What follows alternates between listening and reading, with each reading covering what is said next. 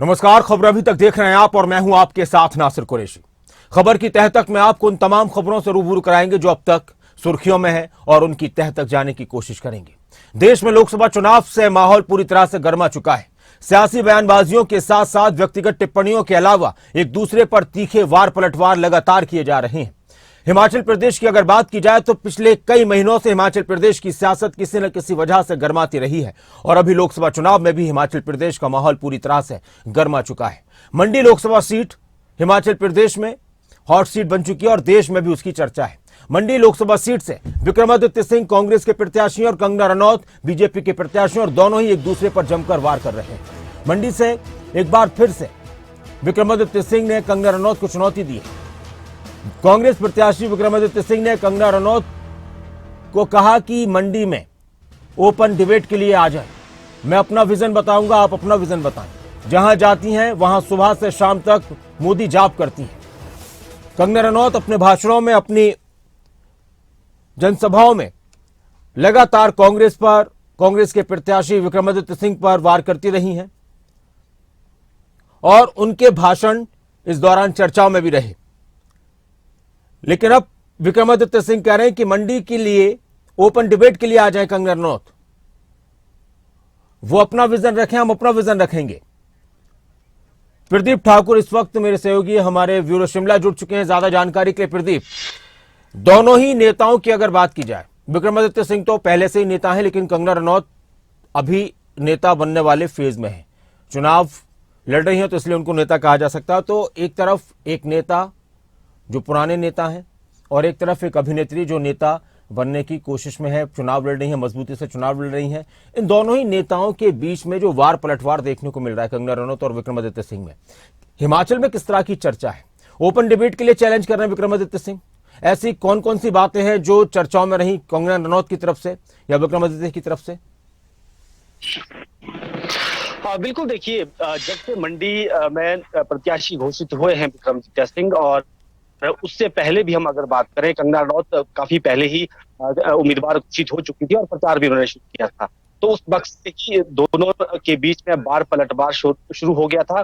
बेशक Kangana Ranaut social media के जरिए बात कर रही थी, तो पलटवार विक्रमादित्य सिंह की तरफ से भी हो रहा था सोशल मीडिया के जरिए ही। और अब दोनों ये चुनाव मैदान में हैं, जनसंपर्क अभियान चलाए हुए हैं, तो अब बात पलटवार एक बार फिर से तेज होता हुआ दिख रहा है। और इसमें जिस तरह से आरोप लगाए जा रहे हैं, कंगना रनौत की तरफ से रजवाड़ा शाही की बात भी यहाँ पर कही गई और विक्रमादित्य सिंह को लेकर छोटा पप्पू की संज्ञा तक दी गई। तो उस वक्त से ही ये बार पलटवार शुरू हुआ था और अब हम तो देख रहे हैं कि जिस तरह से एक दूसरे पर आरोप प्रत्यारोप लगाए जा रहे हैं, एक दूसरे की काबिलियत को लेकर सवाल उठाए जा रहे हैं, कहीं न कहीं विक्रमादित्य सिंह की तरफ से ये ओपन डिबेट की जो चैलेंज दिया गया है, तो उन्होंने साफ तौर पर कहा कि मंडी क्षेत्र का जो क्वार्टर है, मंडी है, उसका जो है वो सेरी है, तो वहां पर खुले में डिबेट होनी चाहिए। और वो हिमाचल को लेकर, मंडी संसदीय क्षेत्र को लेकर विजन क्या रखती है, क्या उनका विजन है उस क्षेत्र के लिए, उनकी प्राथमिकता क्या है, वो क्या करना चाहती है। क्योंकि यहाँ पर विक्रमादित्य सिंह का आरोप है कि वो मोदी पर वोट मांग रही है, अपना विजन कुछ नहीं बता रही है कि वो महिलाओं के लिए क्या करेंगी, क्षेत्र की जनता के लिए क्या करेंगी, युवाओं के लिए क्या करेंगी। और उन्होंने कल प्रेस कॉन्फ्रेंस की विक्रमादित्य सिंह ने कुछ प्राथमिकताएं भी अपनी गिनाई। मंडी शहर को लेकर सिटी का जिक्र किया, भुभू जो टनल का जिक्र उन्होंने किया और लुहरी टनल का भी जिक्र उनकी तरफ से हुआ। और पूर्व सैनिकों के लिए भी उन्होंने बाकायदा कहा कि मैं जगह बंद रहे, पेंशन सही तरीके से नहीं मिली है, हम देंगे। लेकिन दूसरी तरफ आरोप यही था कि रनौत जो बातें कह रही है केवल मोदी के नाम पर, मोदी जाप कर दी है, उसको छोड़कर उन्हें अपना विजन बताना चाहिए प्रदेश मंडी संसदीय क्षेत्र की जनता को, क्योंकि वो मुंबई से आई है और बाद में मुंबई लौट जाएगी। इस तरह की बात उन्होंने कही। अब कुछ देर पहले ही विक्रमादित्य सिंह ने फिर से सोशल मीडिया में पोस्ट किया है और उसमें उन्होंने दोबारा से इसी बात को दोहराया है कि वो अपना विजन बताएं और ओपन डिबेट के लिए आए। तो ये खुला चैलेंज है। ना ये होगा आज ये दोनों यानी जो लोकसभा के प्रत्याशी हैं, बीजेपी की कंगना रनौत और कांग्रेस पार्टी के विक्रमादित्य सिंह, आज करसोग विधानसभा क्षेत्र में होंगे।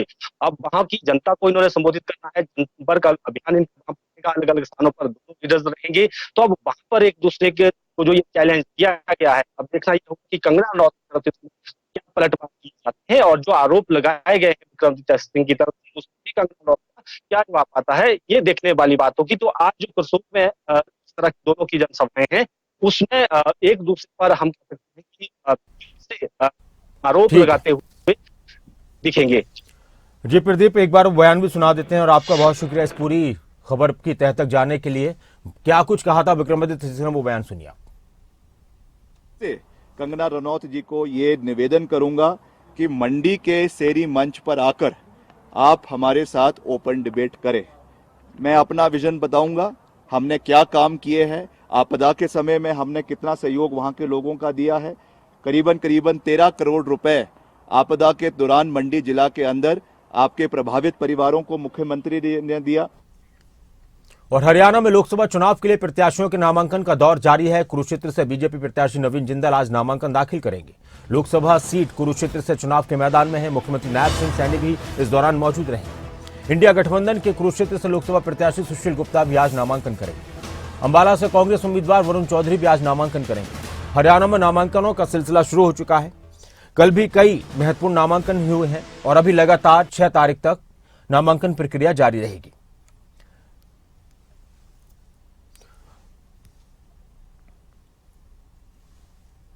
जितेंद्र चौधरी इस वक्त हमारे साथ, हमारे स्टेट हेड जुड़ चुके हैं। आज कौन कौन से नेता नामांकन करने वाले हैं, कितना महत्वपूर्ण आज का दिन है हरियाणा में चुनाव के नामांकन की इस प्रक्रिया के लिहाज से, और इस नामांकन प्रक्रिया के साथ साथ चुनाव में और कितनी तेजी आ जाती है, कितनी मजबूती आ जाती है, किस तरह से अंदाज नजर आते हैं नेताओं के, प्रत्याशियों के। जी जितेंद्र।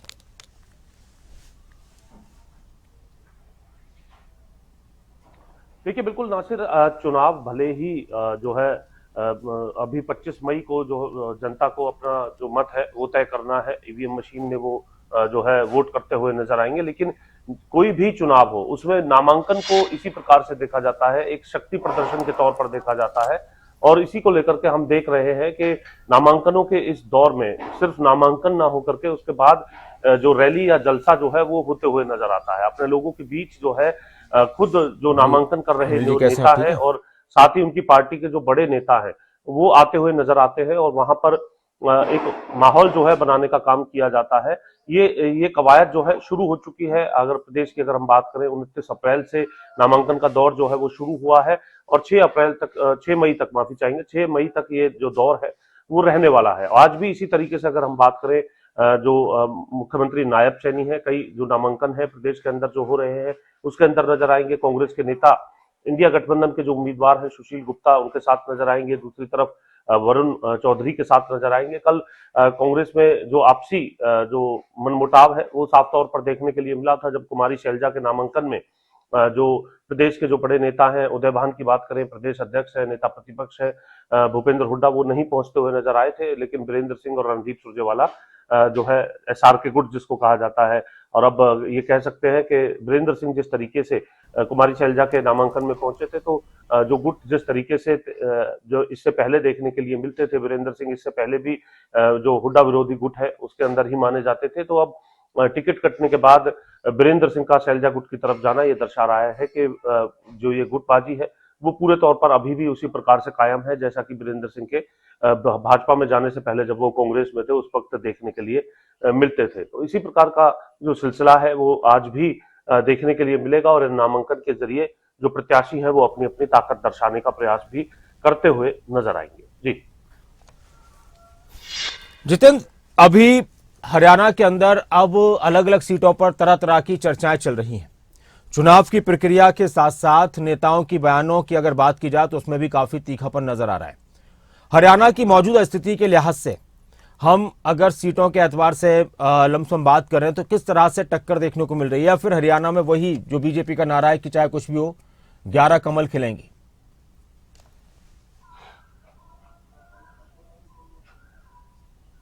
देखिए बिल्कुल बीजेपी की तरफ से ये प्रयास जरूर है और तमाम पार्टियां इसी प्रयास में लगी होती है।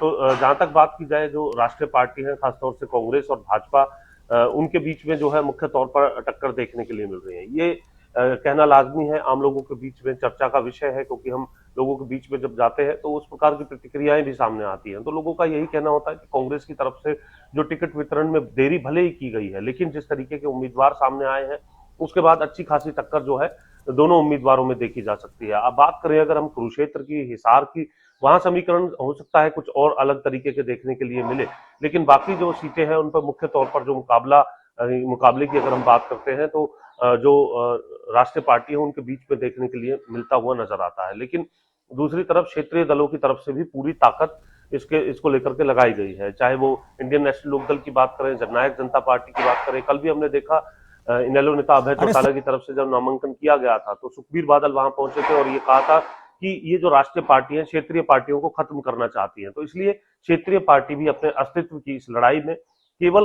वोट प्रतिशत लेने के लिए नहीं बल्कि अपने अस्तित्व की इस लड़ाई के अंदर ये प्रयास कर रही हैं कि उनके भी जो उम्मीदवार है वो जीत करके सामने निकल करके आए। जी शुक्रिया जितेंद्र इस पूरी जानकारी के लिए, बातचीत के लिए। और अब एक और अहम खबर है, रोहतक में हरियाणा की एक अहम बैठक हुई देर रात। स्टार प्रचारकों की घोषणा के बाद बीजेपी की बैठक हुई। बीजेपी के आला अधिकारियों ने, पदाधिकारियों ने, बीजेपी के बड़े पदाधिकारी इस बैठक में मौजूद रहे। मुख्यमंत्री नायब सैनी भी थे और पूर्व मुख्यमंत्री मनोहर लाल भी इस बैठक में मौजूद रहे और भी कई नेता शामिल हुए। बीजेपी ने 40 स्टार प्रचारकों की लिस्ट का ऐलान कर दिया है हरियाणा के अंदर और अब कुछ दिन बाद ही हरियाणा में बीजेपी के बड़े नेताओं की रैलियों का सिलसिला शुरू हो जाएगा। स्टार प्रचारकों की लिस्ट पर चर्चा के लिए जितेंद्र चौधरी भी मेरे साथ जुड़े हुए हैं। जितेंद्र, इन स्टार प्रचारकों की जो लिस्ट आई है, 40 स्टार प्रचारक हैं, हरियाणा के लिहाज से कोई ऐसा नाम आपको लगा कि हाँ इसका भी इसमें जिक्र होना चाहिए था, या हरियाणा के माहौल को देखते हुए किसी और ऐसे नेता का केंद्रीय नेतृत्व में कि हाँ इसका भी नाम हो सकता था? एक तो ये बात, दूसरी बात यह है कि किस तरह का सिलसिला बीजेपी की तरफ से रैलियों का या बड़े नेताओं के प्रोग्राम्स का शुरू होने वाला है, और ये जो बैठक थी कल जो रात को हुई थी इसमें क्या कुछ खास बात थी?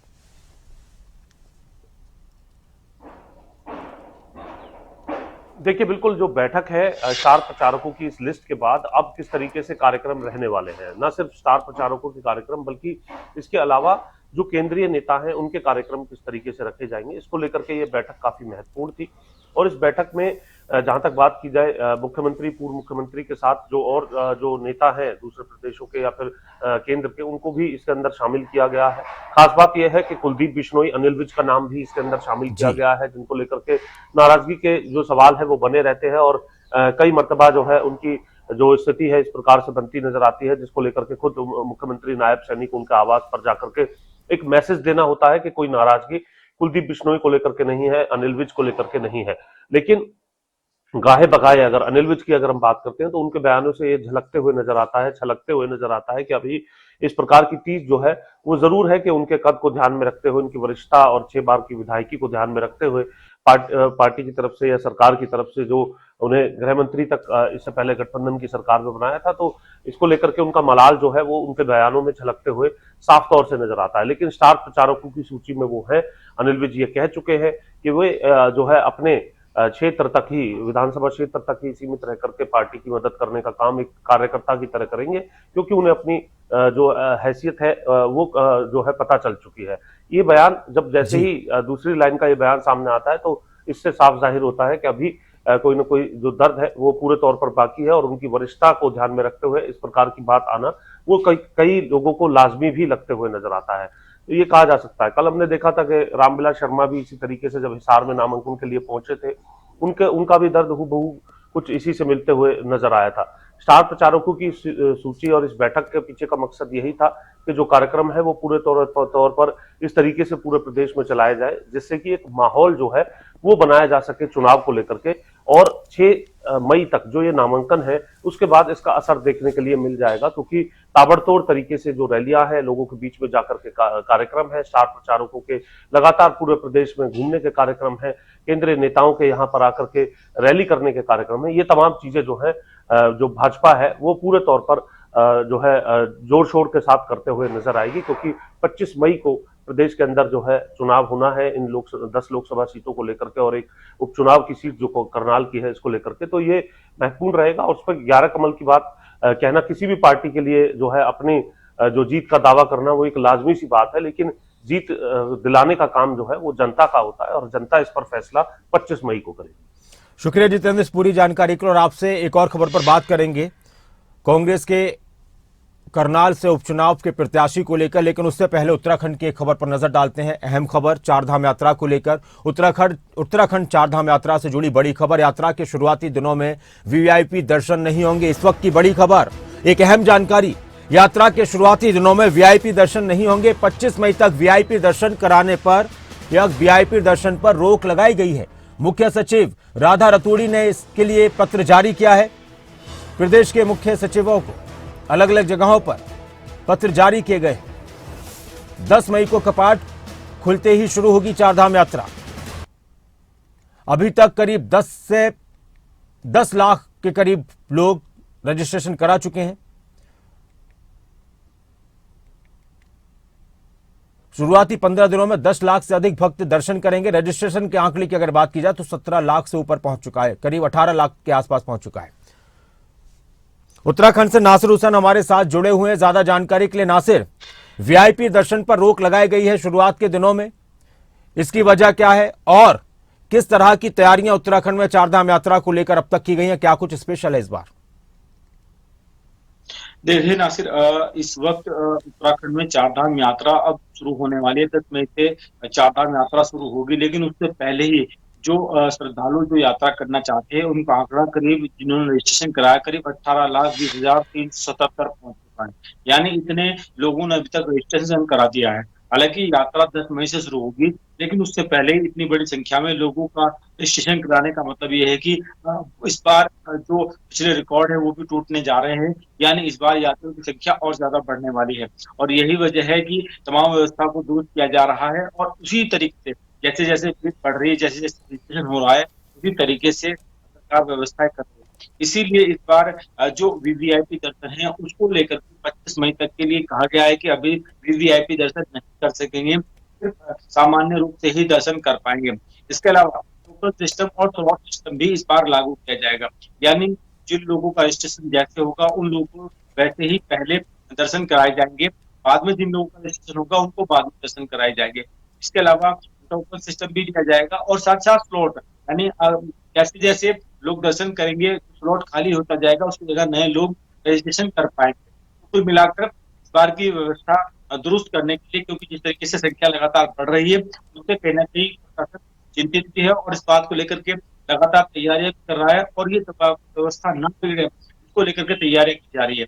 खुद मुख्य सचिव ने इसको लेकर के तमाम जो जहां जहां चारधाम यात्रा होती है उन जिलों के एसएसपी और डीएम को भी चिट्ठी लिखी है कि बिल्कुल व्यवस्था ना बिगड़े, जो भी टोकन सिस्टम रहेगा या स्लॉट सिस्टम रहेगा उसी के अनुसार दर्शन कराया जाए। साथ ही साथ वीआईपी दर्शन के लिए अभी 25 मई तक तमाम चीजों पर रोक लगाई गई है। कहा गया है कि 25 मई तक कोई वीआईपी दर्शन नहीं होंगे, क्योंकि वीआईपी दर्शन के लिए अलग फीस रखी गई, उसमें एक शुल्क जमा करके आप वीआईपी दर्शन कर सकते हैं।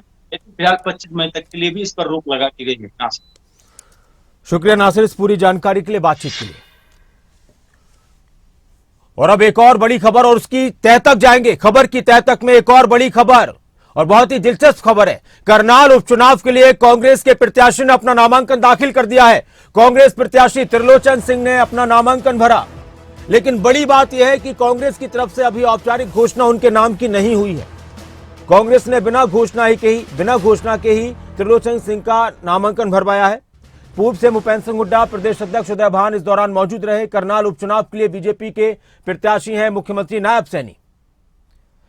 जितेंद्र चौधरी इस वक्त हमारे साथ जुड़े हुए, हमारे स्टेट हेड। जितेंद्र, त्रिलोचन सिंह का नामांकन, हालांकि नाम चर्चाओं में था, चल रहा था, खबर अभी तक ने भी बताया कि उनके नाम पर मोहर लग चुकी है, लेकिन एक औपचारिक घोषणा, एक जो पत्र आता है उसमें उनका नाम आना, ये सब कुछ नहीं हुआ। तो उनके नामांकन को किस तरह से देखा जाए कि चलो अब अपने प्रत्याशी का, लोकसभा के प्रत्याशी का नामांकन करने गए तो लगे हाथ एक और काम निपटा दें, ये बात है, कुछ और भी बातें अंदर क्या है खबर में?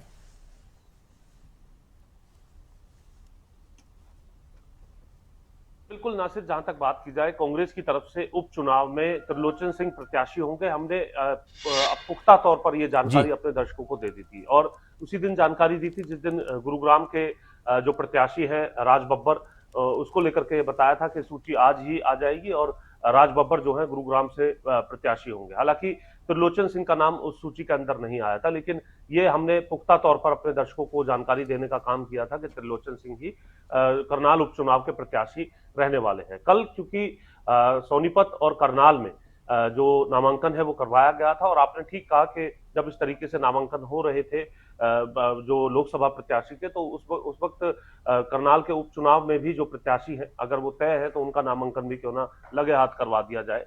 इसको लेकर के अभी अगर हम बात करें, हमने जो प्रदेश अध्यक्ष है उदय भान, जिनकी तरफ से कल ये नामांकन कराया गया, नेता प्रतिपक्ष भूपेंद्र हुड्डा भी कल मौजूद थे, उनसे हमने बात भी की।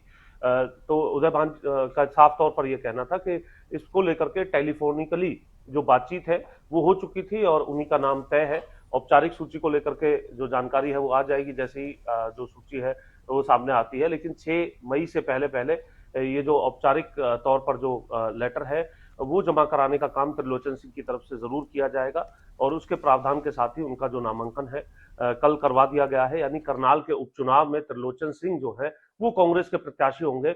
ये पुख्ता तौर पर हमने पहले भी जानकारी दी थी, जहां खबरें अभी तक की इस खबर पर मोहर लगी है। तो वही दूसरी तरफ औपचारिक तौर पर भले ही सूची ना आई हो, लेकिन कल ये नामांकन भी करवा दिया गया था। किसी को इसको लेकर के पहले से जानकारी दी थी, ये पूरी तैयारी जो है कांग्रेस की तरफ से की गई थी। और जब नामांकन होने के बाद बाहर आए त्रिलोचन सिंह, तब इसको लेकर के कुछ जानकारी जो है सामने निकल करके आई थी।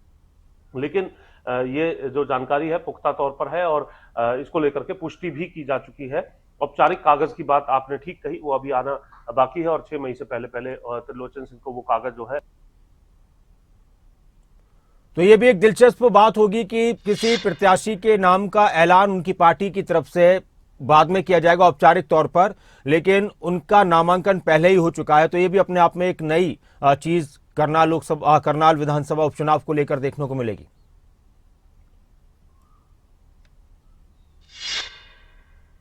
देखिए बिल्कुल, क्योंकि प्रदेश अध्यक्ष का ये कहना था जब हमने उनसे बात की कि जो शीर्ष नेतृत्व है उनसे उनकी बातचीत हो चुकी है, ये पुष्टि हो चुकी है और उसी के बाद जो है उनका नामांकन भरवाया गया था। भले ही ये सूची में ना देखने के लिए क्या हो, लेकिन मिला हो, लेकिन टेलीफोनिकली ये तमाम बातें जो है तय हो चुकी हैं और पूरे तौर पर इसकी पुष्टि है। उसके बाद ही ये नामांकन जो है करनाल उपचुनाव को लेकर के त्रिलोचन सिंह का भरवाया गया है। तो अपने आप में एक दिलचस्प बात है। हालांकि कल क्योंकि नामांकनों का दौर पूरे प्रदेश के अंदर जो है वो देखने के लिए मिला था, और ऐसी स्थिति में इसको लेकर के जो खबर है वो कितने दर्शकों तक पहुंची होगी, इसीलिए खबर की तह तक में हम ये जानकारी जो है अपने दर्शकों तक पहुंचाने का काम कर रहे हैं। नासिर के त्रिलोचन सिंह ने जो करनाल उपचुनाव है उसके अंदर अपना नामांकन कल ही कर दिया है। शुक्रिया जितेंद्र इस पूरी जानकारी के लिए, बातचीत के लिए। तो करनाल उपचुनाव में कांग्रेस के प्रत्याशी हैं त्रिलोचन सिंह और उन्होंने भी अपना नामांकन दाखिल कर दिया है। मुख्यमंत्री नायब सैनी करनाल की सीट से चुनाव के मैदान में उपचुनाव लड़ रहे हैं बीजेपी के टिकट पर। अब एक और अहम खबर, कांग्रेस नेता चिरंजीव राव ने रेवाड़ी में कार्यकर्ताओं की बैठक बुलाई है। चिरंजीव राव ने रेवाड़ी में कार्यकर्ताओं के साथ चर्चा करनी है, बैठक बुलाई है। 11 बजे का वक्त रखा है। कांग्रेस में टिकट बंटवारे के बाद से ही सियासी हलचलें अलग अलग जगहों पर देखने को मिल रही हैं। इससे पहले चौधरी वीरेंद्र सिंह भी अपने समर्थकों के साथ, कार्यकर्ताओं के साथ बैठक कर चुके हैं। श्रुति चौधरी, किरण चौधरी भी बैठक कर चुकी हैं और अब चिरंजीव राव का ये पोस्ट है कि सभी कार्यकर्ताओं को सूचित किया जा रहा है कि 2 मई 2024 को बृहस्पतिवार को 11 बजे मॉडल टाउन रेवाड़ी पर कार्यकर्ताओं की अति आवश्यक बैठक होगी। कृपया साथियों सहित ज्यादा से ज्यादा संख्या में समय पर पहुंचे। ये एक अहम बात है क्योंकि कैप्टन अजय यादव टिकट मांग रहे थे गुरुग्राम से, उनको नहीं मिला। इससे पहले श्रुति चौधरी मांग रही थी, उनको नहीं मिला। विजयन सिंह मांग रहे थे, उनको नहीं मिला। और तीनों ही नेताओं की तरफ से अपने कार्यकर्ताओं को बुलाया गया है। अनिल मोर इस वक्त हमारे पॉलिटिकल एडिटर मेरे साथ जुड़ चुके हैं ज्यादा जानकारी के लिए, खबर की तह तक जाने के लिए। अनिल, इससे पहले किरण चौधरी की और श्रुति चौधरी की बैठक कार्यकर्ताओं के साथ, विजयन सिंह वीरेंद्र सिंह की बैठक कार्यकर्ताओं के साथ और अब चिरंजीव राव की बैठक कार्यकर्ताओं के साथ।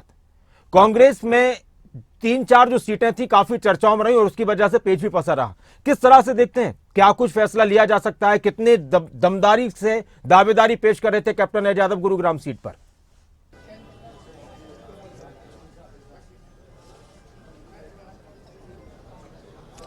देखिए नासिर, अगर कांग्रेस की बात करें, कांग्रेस को कई सीटों पर भीतर घात का सामना करना पड़ सकता है।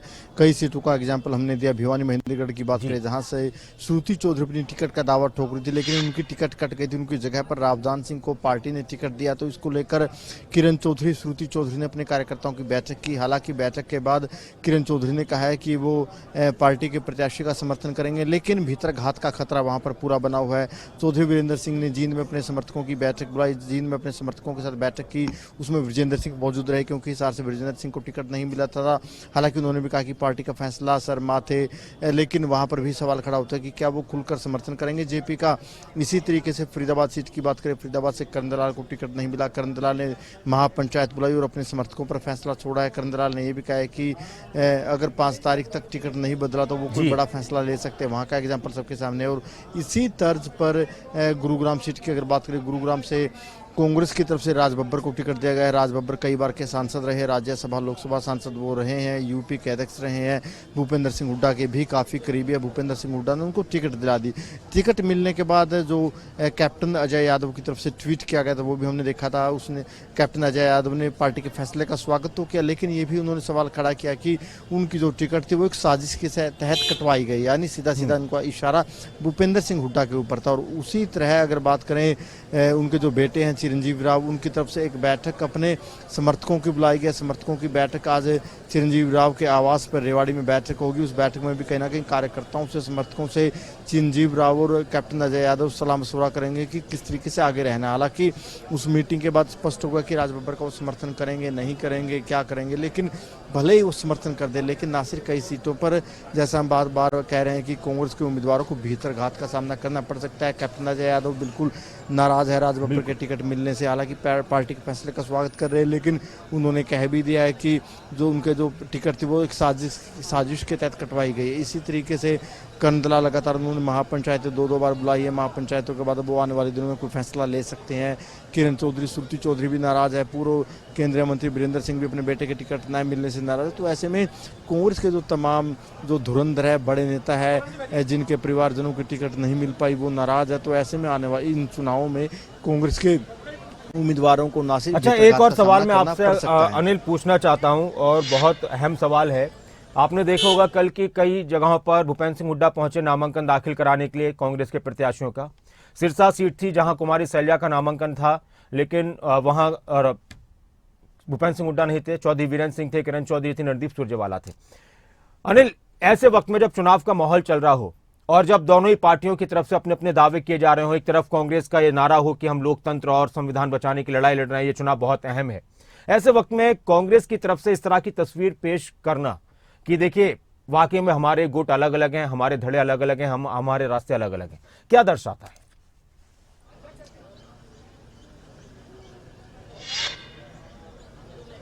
देखिए नासिर, सबसे पहले मैं सिरसा की तस्वीर दिखाऊंगा। इस वक्त मैं खुद सिरसा में मौजूद हूँ। ये कांग्रेस भवन है जहाँ पर कुमारी सैलजा आई हैं। कुमारी सैलजा अपने समर्थकों के साथ यहाँ पर बैठक कर रहे हैं। यहाँ फिलहाल जो समर्थकों की जो बैठक है कुमारी सैलजा की, वो अंदर चल रही है। और कहीं ना कहीं इस बैठक में कुमारी सैलजा अपने तमाम समर्थकों की जो चुनावी ड्यूटियाँ वो यहाँ पर लगा रही है। जैसा आपने पूछा कि कल जो नामांकन था कुमारी सैलजा का, नामांकन में भूपेंद्र सिंह हुड्डा नहीं पहुँचे थे, क्योंकि देखिए भूपेंद्र सिंह हुड्डा की कुमारी सैलजा की नहीं बनती है, सबके सामने जग जाहिर है। और वही सवाल खड़ा होता है कि ज़्यादातर जो टिकटें हैं प्रदेश में भूपेंद्र सिंह हुड्डा ने अपने चाहने वाले नेताओं को दिलाई है। टिकटों में एक तरफा भूपेंद्र सिंह हुड्डा की चली है, लेकिन इस टिकट बंटवारे से जो एसआर के गुट है, चाहे हम बात करें कुमारी सैलजा की, रणदीप सुरजेवाला की, किरण चौधरी की, और इसमें वीरेंद्र सिंह को भी हम ऐड कर लेते हैं, वो इतना संतुष्ट या खुश नहीं है इस टिकट बंटवारे से। सभी अपनी नाराज़गी डायरेक्ट इनडायरेक्ट जाहिर भी कर चुके हैं। तो ऐसे में जो पार्टी के वरिष्ठ नेताओं में नाराज़गी है, क्योंकि कांग्रेस की गुटबाजी किसी से छुपी नहीं। कांग्रेस में कई गुट है, कैप्टन अजय यादव का भी अपना गुट है, उनको भी टिकट नहीं मिली, वो भी नाराज है। किरण चौधरी की बेटी को टिकट नहीं मिली, वीरेंद्र सिंह के बेटे को टिकट नहीं मिली। इस तरीके से जिस तरीके से कांग्रेस में गुटबाजी, करनाल सीट का एग्जाम्पल लीजिए, करनाल से दिव्यांशु बुद्धिराज को टिकट दिए, वो हुड्डा समर्थक है, लेकिन जो टिकट के दूसरे दावेदार नेता थे वो इस टिकट बंटवारे से खुश नहीं है। वो भी कहीं ना कहीं उनके कार्यक्रम से दूरी बना रहे। तो ऐसे में कांग्रेस को आने वाले दिनों में इस भीतरघात का और सामना करना पड़ सकता है। इस भीतरघात की वजह से कांग्रेस को जो उम्मीदवार चुनाव लड़ रहे हैं उनको एक खामियाजा इसका आने वाले दिनों में उठाना पड़ सकता है। शुक्रिया अनिल इस पूरी जानकारी के लिए, बातचीत के लिए। और कांग्रेस के लिए बहुत जरूरी था ऐसे वक्त में कि एक संदेश कांग्रेस की तरफ से यहां जाता, खासतौर से हरियाणा में, कि देखिए 10 लोकसभा सीटें हैं और इन 10 लोकसभा सीटों पर चाहे हमारे कितने भी गुट हैं, चाहे हमारी गुटबाजी की कितनी भी खबरें हैं, उन सबको हम पीछे छोड़ते हैं और हम सभी सीटों पर मिलकर मजबूती से चुनाव लड़ते हैं। तो शायद कांग्रेस के लिए और ज्यादा फायदेमंद ये साबित होता। लेकिन कांग्रेस के नेताओं की तरफ से पूरी तरह से क्लियर किया जाता है कि हाँ, हमारे बीच में गुट हैं, हमारे मतभेद हैं, हमारे मनभेद हैं। और वो कल की तस्वीरों से नजर आ गया कि भूपेंद्र सिंह हुड्डा अपने कई प्रत्याशियों के नामांकन में पहुंचे थे, लेकिन कुमारी सैलजा के नामांकन में नहीं पहुंचे। अब उसके पीछे की एक बात यह थी, जो उदय बहाने कांग्रेस के प्रदेश अध्यक्ष, उन्होंने कहा कि अगर वो बुलाएंगी, अगर कुमारी सैलजा बुलाएंगी तो जरूर जाएंगे। तो शायद उन्होंने बुलाया नहीं होगा, उन्होंने बुलाया नहीं और ये गई नहीं। और इसको लेकर भी अलग अलग तरह की चर्चाएं कि ऐसे वक्त में जब कांग्रेस के नेता ये कह रहे हो कि ये चुनाव बहुत अहम है, ये चुनाव देश की दिशा को और दशा को तय करने वाला है, तब भी उनके आपसी मनमुटाव उनकी पार्टी पर भारी पड़ जाते हैं, चुनाव पर भारी पड़ जाते हैं। बाकी अपने अपने उनके दावे हैं और वो ये भी कहते हैं कि देखिए हमारे बीच में कोई गुटबाजी नहीं है। आप बने रहें खबरों अभी तक के साथ। खबरों का सिलसिला लगातार जारी है।